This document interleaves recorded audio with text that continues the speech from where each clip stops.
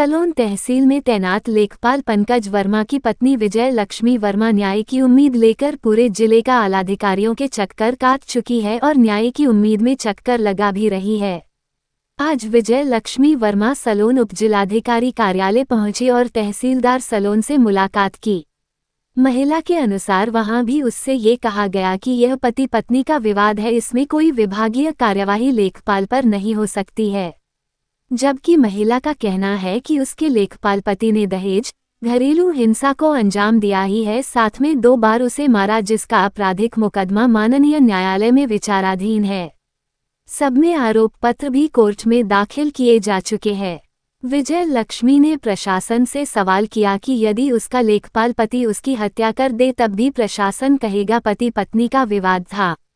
बताते चले कि लेखपाल पंकज वर्मा निवासी डंगरी चक मलिक भीटी थाना दलमू पर उनकी पत्नी विजय लक्ष्मी वर्मा निवासिनी शहर कोतवाली रायबरेली से दहेज उत्पीड़न मारपीट के मामले को दर्ज करा रखे हैं। साथ ही साथ माननीय न्यायालय में बयान दिए जाने के दिन भी मारपीट किए जाने की 2 अलग अलग आपराधिक घटना अलग से दर्ज है।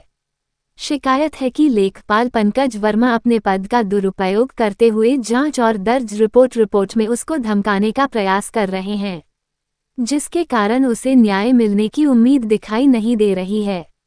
इसी को लेकर उसने तमाम जगहों पर गुहार लगाने के बाद भी उसे न्याय मिलता नहीं दिखाई दे रहा है। देखिए पूरी रिपोर्ट संदीप मिश्रा के साथ। मेरा नाम विजय लक्ष्मी वर्मा है। क्या है कागज, ये किस चीज़ के कागज हैं? सर ये कागज है, मैंने अपने पति के खिलाफ और ससुराल वालों के खिलाफ मारपीट का जो मेरा मुकदमा चल रहा है उस पर कार्रवाई कोई नहीं की जा रही है। गलत FIR दर्ज है, कोई कार्रवाई आज तक मेरे पति पे नहीं की गई है। उसके लिए मैंने प्रार्थना पत्र दिए हैं, ये वही प्रार्थना पत्र है। तो क्या इसका क्या जवाब मिला आपको? सर मेरे पति सलोन तहसील में लेखपाल हैं, पंकज वर्मा लेखपाल उनका नाम है। तो मैंने उन पर विभागीय कार्यवाही के लिए सलोन तहसील में प्रार्थना पत्र दिया था 22 मार्च को। 12 मार्च को मेरे साथ मारपीट हुई थी। 22 मार्च को मैंने उपजिलाधिकारी सलोन को प्रार्थना पत्र दे के कार्यवाही की मांग की थी, क्योंकि मेरे पति पे आपराधिक मामले दर्ज हैं। उसके बाद 2-1.5 महीना हो जाने पर भी उसका कोई जवाब नहीं दिया गया।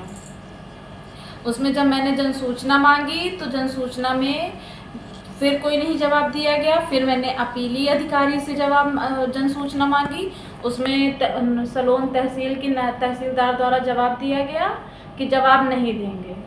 उसके लिए फिर मैंने अपील की रायबरेली अपीली अधिकारी ADM मैडम के पास, तो उन्होंने आदेश किया है उपजिलाधिकारी सलोन को जांच का, और उसमें आज तक अभी कोई रिपोर्ट नहीं, कोई भी जवाब नहीं दिया गया है उसमें।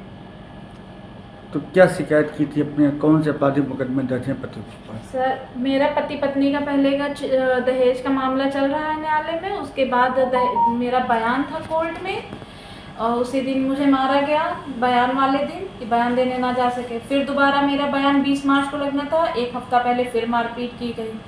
तो मारपीट के 2 आपराधिक मामले दर्ज है, फिर भी विभाग द्वारा अभी तक कोई कार्रवाई नहीं की गई। मैंने निलंबन की मांग की थी कि एक वो सरकारी कर्मचारी लगातार मारपीट कर रहा है तो उसको निलंबित किया जाए, पर अभी तक कोई कार्रवाई नहीं की है। अच्छा, तो कहाँ शिकायत की अभी तक? सर अभी तक मैंने पहले मुख्यमंत्री पोर्टल पे शिकायत की थी, उसके बाद मैंने SDM सलोन से शिकायत की है, उसके बाद रायबरेली DM से शिकायत की है, SP से शिकायत की है, पर अभी तक किसी प्रार्थना पत्र में कोई भी कार्रवाई नहीं की है। क्या कहना आपका कि क्या? सर कहना ये है कि अब जब मैंने पहला प्रार्थना पत्र उपजिलाधिकारी सलोन को दिया था तो उन्होंने कहा कि आपकी जांच तहसीलदार द्वारा कराई जा रही है, और आज दिनांक 28 मई को जब मैं सलोन तहसील से होके आई हूँ तो वहाँ मैं तहसीलदार के पास गई थी। वो मैम कह रही है कि लेखपाल पे कार्रवाई करने का मुझे कोई अधिकार नहीं है, ये काम SDM साहब का है। तो अगर SDM साहब को मैंने प्रार्थना पत्र जब मैंने 22 मार्च को दिया, तो जब तहसीलदार कार्रवाई नहीं कर सकती हैं तो SDM सर ने कार्रवाई तहसीलदार को क्यों दी?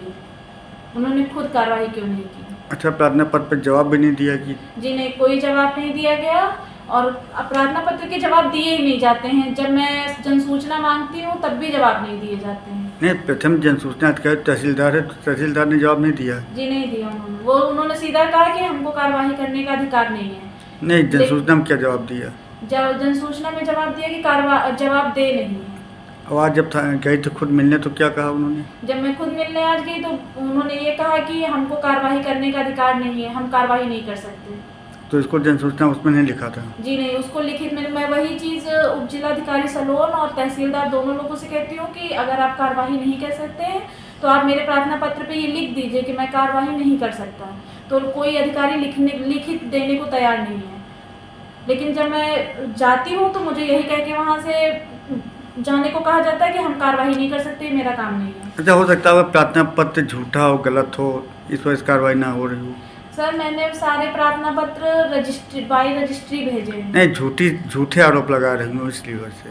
सर झूठे आरोप पुलिस ने एक में विवेचना करके चार्जशीट कोर्ट में दाखिल कर दिया है, न्यायालय में दाखिल कर दिया। दूसरे की विवेचना चल रही है, उसमें मैंने गवाह ने गवाही भी दी है कि जान से मारने का प्रयास किया। इससे ज़्यादा कैसे मेडिकल भी है, मेडिकल भी पुलिस ने खुद करवाया है, उसमें भी चोटें निकली हैं।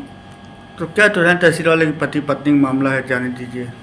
तो सर मैं ये पूछना चाहती हूँ कि अगर पति पत्नी का मामला है तो उप जिलाधिकारी और तहसीलदार बस मुझे ये बता दें कि क्या अगर पति पत्नी की हत्या कर दे तो मुकदमा 302 में लिखा जाएगा या पति पत्नी कह के मुकदमे को ख़त्म कर दिया जाएगा।